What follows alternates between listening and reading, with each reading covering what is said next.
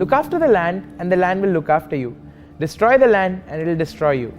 If understood this properly, the seemingly simple aboriginal proverb incites our urge to give back to the environment and participate in something greater than ourselves. Greetings, I'm Himanshu Kalvakuntla, a student of grade 10 Oak Ridge International School, and I'm here to deliver a short speech on climate change and how we can tackle it while committing ourselves to environmentally sustainable practices.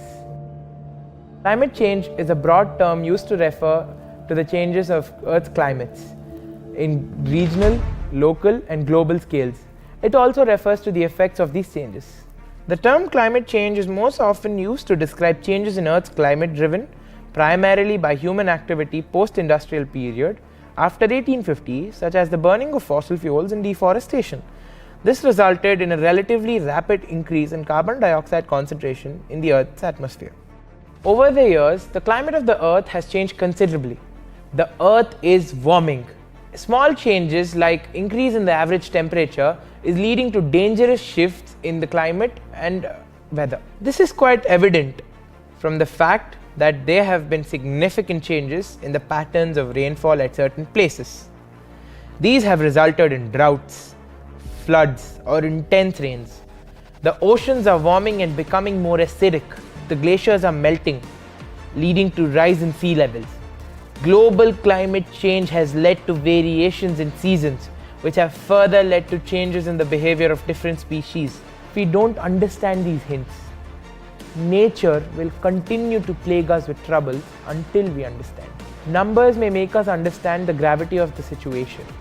The concentration of carbon dioxide has risen from 280 parts per million to 413 parts per million as of 2020. The concentration of carbon dioxide is unprecedented in recorded history. Scientists have reported that we need to return to a safe concentration of 350 ppm by 2100 in order to stabilize the global warming. Environmental sustainability is the responsibility to conserve natural resources and to protect the global ecosystems to support health and well-being now and in the future. In simple words, we can define environmental sustainability as meeting today's needs without compromising the ability of the future generation to meet their needs. This leads us to a question. As an evolutionary species, how should we change the way we live and conduct business to ensure it's sustainable for our future generations? As the great scientist Albert Einstein once said, we cannot solve our problems with the same thinking used when we created them. We created many problems in the pursuit of development. Hence, we need to use different thinking in the process to achieve environmental sustainability. A learned author, Robert Swan, once rightly said that a greatest threat to our planet is the belief that someone else will save it. Due to all human activities, our planet has reached unsustainable levels. Therefore, it is our responsibility to control the damage. Individuals, governments, industries, non-profits, environmental agencies, everyone can and should play a significant role in this solution. First and foremost, we the people living on this beautiful earth have to hold ourselves accountable for our actions. That is how we're going to protect it. If we fail to do so, our future generations are going to never forgive us. Climate change requires urgent policy action from the government side. Although the climate change policies are being mainly discussed at international level by means of the United Nations Conventions and the Kyoto Protocol. The bulk of impact is felt at regional and local levels.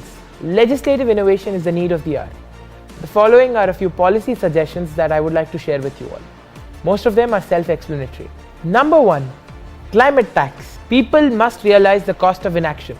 Citizens have to be responsible with the usage of AC and multiple cars. Asking irresponsible citizens to pay a climate tax will yield good results. Number 2, encouraging electric vehicles. I'm very proud to say that my state Telangana has launched Telangana Electric Vehicle and Energy Storage Policy 2020 to 2030 for a clean and green Telangana with the aim of making the state a leading EV manufacturing destination. Number 3, being smart about alternative sources of power and nuclear power and drafting policies related to their production and use. Governments can play a big role by enacting policies that encourage a speedy transition to clean energy as wind and solar. Number 4, the public transport policy. The public transport policy makes it easier for the citizens to live without their cars. A single bus can take out 40 cars off road. Number 5, sustainable urban planning. Urbanization is the order of the day. The need of the hour is to have the right policies and to follow practical methods to create sustainable cities. Encouraging simple living and planting trees. Trees absorb carbon dioxide and produce oxygen into the atmosphere, which will give way much help to tackle climate change. Number 7, climate change discussions in classrooms. Education is an essential element to the global response of climate change. It increases climate literacy among the young people, encourages their attitude towards the climate change, and helps them adapt to the climate-related trends. The list goes on. We never know the worth of water until the well is dry, they say. Climate change is not far from the problem. We need to realize it is happening now and respond before it's too late. We need to be answerable for our future generations.